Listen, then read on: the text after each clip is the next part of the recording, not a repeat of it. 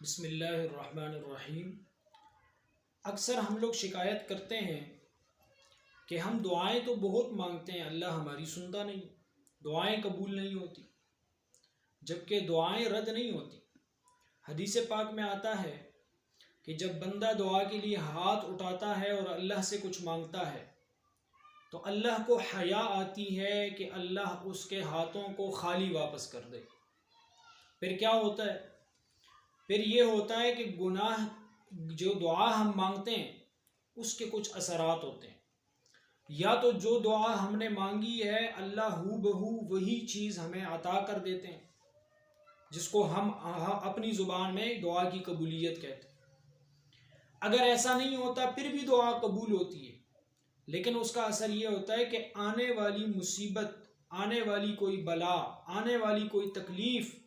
اس کے بدلے انسان سے ٹال دی جاتی ہے۔ اور اگر یہ بھی نہیں ہوتا تو پھر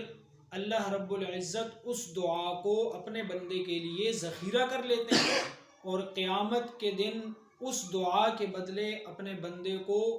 نوازیں گے۔ اور حدیث میں یہ بھی آتا ہے کہ جب بندہ قیامت کے دن اپنی دنیا میں نہ ملنے والی اور قبول نہ ہونے والی دعاؤں کا اثر اور انعام دیکھے گا تو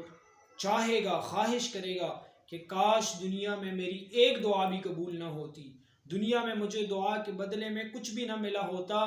سارے کا سارا بدلہ آج آخرت والے دن ملتا، ساری دعائیں میری ذخیرہ ہو جاتی۔ اس لیے حدیث پاک میں آتا ہے کہ اللہ رب العزت ہر بندے کی دعا قبول کرتا ہے سوائے اس کے جو جلدی کرے۔ صحابہ نے پوچھا یا رسول اللہ جلدی سے کیا مراد ہے؟ آپ نے فرمایا جلدی سے مراد یہ ہے کہ بندہ دعا بھی مانگے اور اس کو یقین نہ ہو، وہ کہے دعا مانگ رہا ہوں لیکن قبول نہیں ہو رہی، تو دعا مانگیں دل کی پوری امید سے، اللہ پر یقین سے مانگیں اور دعا کی قبولیت کا یقین رکھتے ہوئے مانگیں، اور یہ اثرات اپنے ذہن میں رکھیں